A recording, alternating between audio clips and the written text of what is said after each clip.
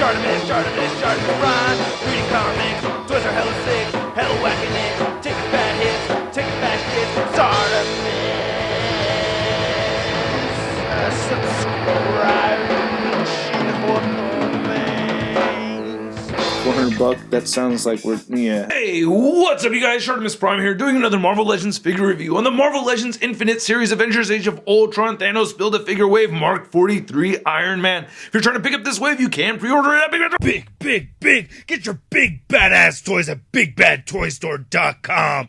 Click the link in the description below. It is a Mark 42 repaint, but we get Tony Stark head, and then we get the left leg to Thanos over there, which I'll show off when I do the Thanos review. We get a nice black and white image of the Mark 43 Iron Man, and then on the back, you can see the other figures from the wave, and it says Iron Man Mark 43, Tony Stark's new answer to evil is the most powerful armored suit he's ever made.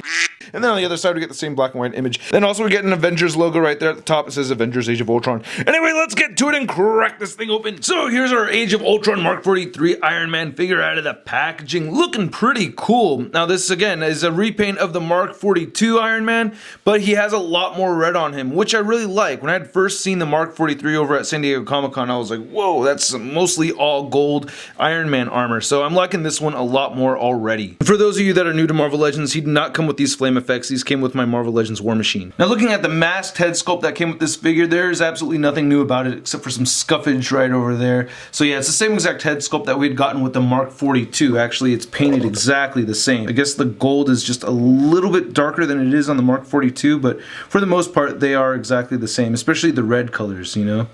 Here's the unmasked head sculpt, not looking exactly like Robert Downey Jr. I think it is cool that they did give us this maskless version. You can see the paint is missing a little bit on the top of this, you know, so there's still some paint splotching going on over there.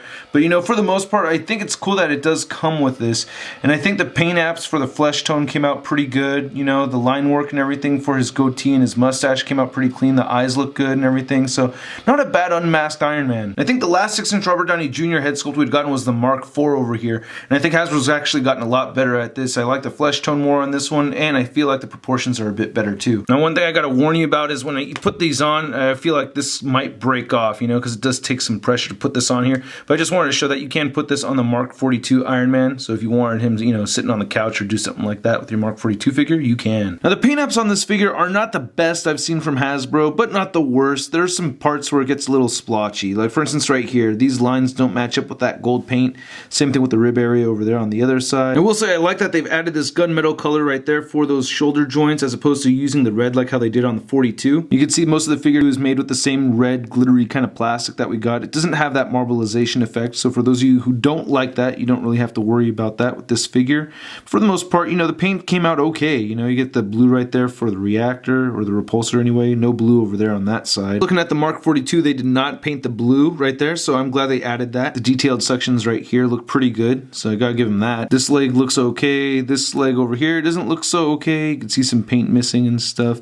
But, you know, like I said, it's not a bad figure. I actually really do like this figure. He does have the peg holes under his feet, obviously. And while I'm complaining about paint apps, I still appreciate the improvement. Because look at the Mark 42 over here, man. So, yeah, comparing Hasbro to Hasbro, they have gotten better. So there are imperfections, but it's not a terrible figure. And they didn't skimp out on the paint on the back of the figure completely, too. So I like that. Now, I will say, I'm still not a big fan of these shoulder pads over here. I wish they actually had hinges on them instead of kind of just getting warped after having him with his arm up like that for a while. That's a little bothersome. And there shouldn't be any surprises with the articulation on this guy at all. It's the same exact thing as we gotten on the Mark 42 figure, but you know, just to demonstrate. Now the wrists still don't really move up so much due to these flaps right over there from that hinge, you know, so you still get the diaphragm joint crunches forward and back a bit. You do get some pivot. The hip joints move outward very nicely and they kick forward a reasonable amount, but not very far. Upper thigh swivel, double jointed knees with these weird little pieces, and then you get ankles that move down, up, and ankle pivot. The figure stands just a little over 6.5 inches tall. And here's the Mark 43 compared to the Mark 42, and you can see the similarities, of course. I'm looking at the side of the figures too, so I don't know, just overall looking at the two of these, I do like this more. I still think the Mark 42 is cool. I just gotta say I like the Mark 43 a bit more. And to compare the figure to some other movie Iron Man figures, we have the Hasbro Mark IV, the Mark VI battle damage version, and then the Figma Mark VII. And then of course here he is next to the Marvel Legends Big Time Letdown Spider-Man. Getting the unmasked head sculpt in that landing pose is kind of funny because, you know, you have that face looking right at you, but you know, it doesn't look too bad. You know, you turn around from the side, you get a lower angle on it. I think it's pretty cool.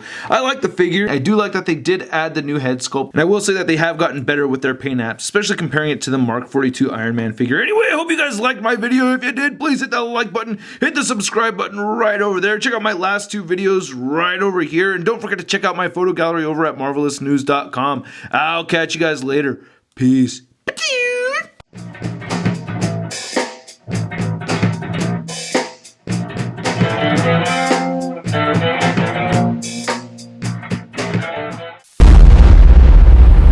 That's crispy. Figures, we have the Hasbro Mark 42. Whoa.